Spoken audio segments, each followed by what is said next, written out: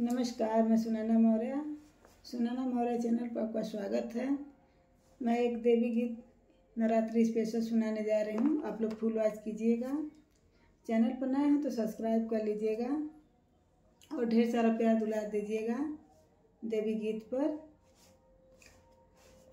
चम चम चमके मोरी माई के मंदिरवा हो कि आवत हुई है ना। चम चम चमके मोरी माई के मंदिरवा हो कि आवत हुई है ना। माई मोरी हमारी दुवरिया हो कि आवत हुई है ना। माई मोरी हमारी दुवरिया हो कि आवत हुई है ना। गैया के गोबरा से आंगना लिपैबे हो कि अंगना देखी ना। गैया के गोबरा से आंगना लिपैबे हो कि अंगना देखी ना। माई मोरी भइली मगनवा हो कि अंगना देखी ना। माई मोरी भइली मगनवा हो कि अंगना देखी ना।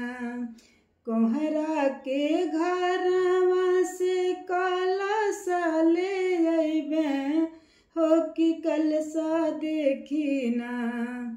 कोहरा के घरवा से कलशा मांगइबे हो कि कलशा देखी ना। माई मोरी भइली मगनवा हो कि कलशा देखी ना। माई मोरी भइली मगनवा हो कि कलशा देखी ना। माई मोरी भइली मगनवा हो कि कलशा देखी ना। पूरी सोहारी माई के भोगवा लगइबे हो कि भोगवा देखी ना।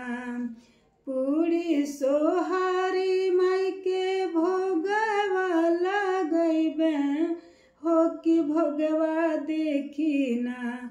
माई मोरी भइली मगनवा हो कि भोगवा देखी ना।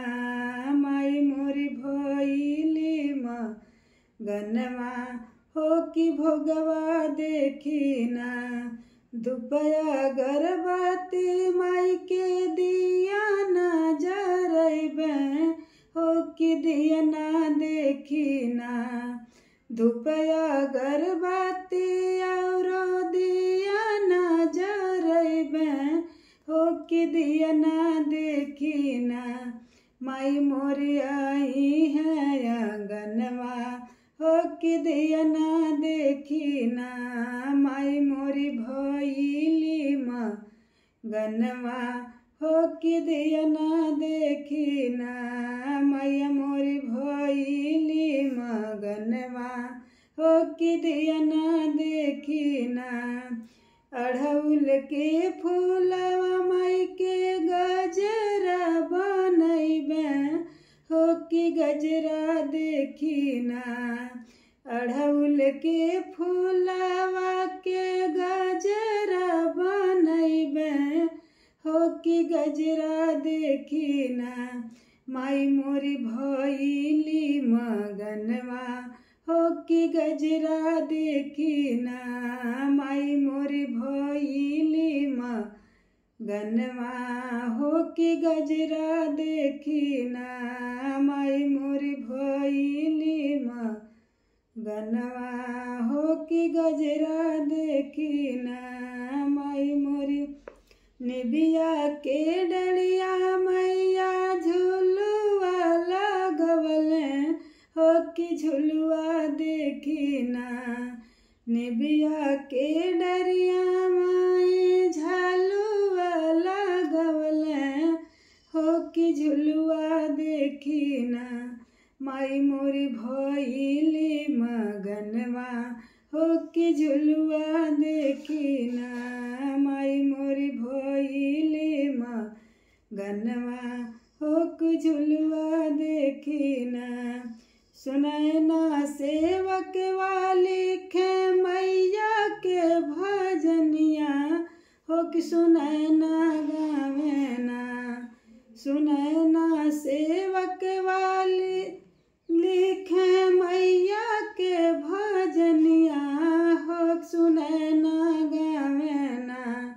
हो कि सुनैना गावे ना। सुनैना गावे ना हो कि माई के भजनिया हो सुनैना गावे ना।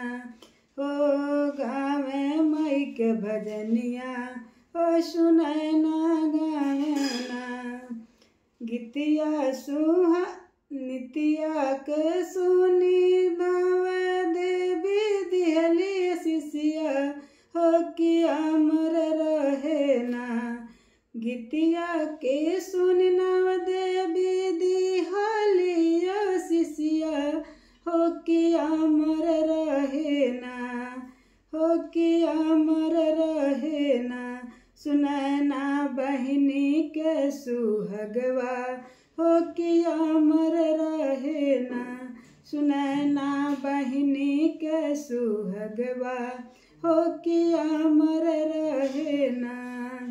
सुनैना बहिनी के सुहगवा हो कि अमर रहे ना। देवी गीत कैसा लगा आप कमेंट में ज़रूर बताइएगा। अच्छा लगे तो लाइक सब्सक्राइब शेयर कमेंट ज़रूर करिएगा। धन्यवाद।